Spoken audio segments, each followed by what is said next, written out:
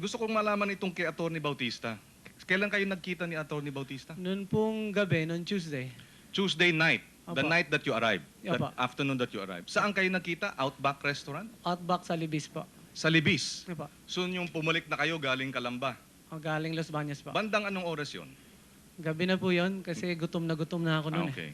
So, paano kayo nagkita? Dumating siya. Dumating kayo sa Hindi po, they were already expecting me. nandun na sila. Opo.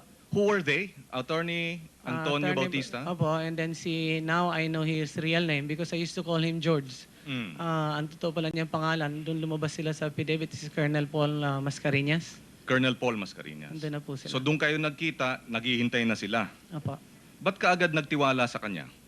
Did you ever meet him before, Attorney Bautista? Hindi po, hindi. That was the first time you That met was the him first time. in your entire life? Opo. Ba't ka nagtiwala sa kanya? Hindi ko naman po sinabi nagtiwala ako sa Anong kanya. pakilala nila sa kanya, sa'yo? Ang sabi niya, alika, kailangan ko malaman yung storya mo. At ba't ka naman, anong akala mo sa kanya? Siya ay Abogado po siya ni Secretary Neri. Yan. yun ang alam mo. Apa. Hindi, yun ang sabi nila sa akin. Yun ang sinabi sa'yo. So, Siya ay abogado ni Secretary Neri. apa. Mhm. So, ang nagpadala sa kanya ay si Secretary Neri, ganun ba? Hindi ko alam kung sino nagpadala. Okay. So, pumayag kang makipag-usap sa kanya dahil siya ay abogado ni Secretary Neri. Apa. Tsaka may kernel po kaming kasama. Okay. So, nung mga oras na yon, hindi mo pa alam kung sino siya, kung may involvement ba ang Malacanang, wala kang... Alam ko po kasi kinakausap ni Atty. Bautista si Manny Gaite. During that time, Apa. nung kayo'y paano mo alam yon? Anong Kasi klaseng po, pag-uusap? nag-uusap, tatawagan niya kung ano yung strategy nga pagharap sa Senado. So, si Deputy Executive Secretary Manny Gaite ang kausap niya. Apa. Paano mo nalaman? Sinabi niya, Manny, Apa. ganun? Kinausap ko pa nga po si Manny. Nakausap mo rin Oh. sa telepono Apa. at that time, while you were being held against your will. Apa. So, Hindi basta kasi sinoli na ako eh. sinoli ka na. Binigay na po ako sa pulis, ibang grupo na to. Ibang grupo na yon. Tinurn over na po ako. So at that point, you were no longer being held against your Kasi will? alam ko nga, sabi nga nila, isoli nyo na yan dahil masyado na mainit yung media dyan. Sino ang nagsabi isolim yun na yan? Yun yung kausap nung kumuha sa akin. So hindi mo alam kung sino yung kausap nung kumuha sa'yo. Apa. Pero isinoli sa PNP? Sa pulis po. Sa pulis? Apa. Naka-uniforme ba yung mga pulis? Nasa mobile po ako ng PSPO nakasakay. Nung tinurn over ka na? Apo. So na-turn over ka sa PSPO nung mga hindi kilalang mga kumidnap sa'yo? Apo. Siguro nagkakausap sila, no? Hindi naman sila... I'm sure po kasi Siguro yung dumukot sa'yo at yung PSPO nag-uusap. Apo. Maari, no? Hindi mo alam yan for sure, pero nag-coordinate sila. Okay. So, nandoon, nakikipag-usap ang Deputy Executive Secretary ng Malacanang para masulat yung iyong affidavit, Apo. no? Kailan pumasok yung tawag ni Secretary Atienza? Tinawagan niya po ako nung nasa biyahe pa ako. Una, nung kinuha... So, this is before nagkita kayo ni Attorney Bautista? Apo. So, nasa PSPO ka na? Wala pa? Wala pa po. Nandun pa ako sa mga grupo hindi ko kilala. So, sa grupong di mo kilala, kinausap ka na ni Secretary Atienza? Apo. Okay. Pero ilang beses ka tinawagan ni Secretary Dalawang Atienza? beses po. So, yung unang pagkakataon, kasama mo yung mga hindi mo kilala. Apo. At sinabi niya, tao namin yan. Huwag kang mag-alala. Huwag ka mag-alala. Tao namin. Yung pangalawang pagkakataon, sinong kasama mo? Ang baliw tinawagan niya yung yung lalaki sa harapan. Tapos Right. binigay na lang sa akin ng lalaki sa harapan yung telepono.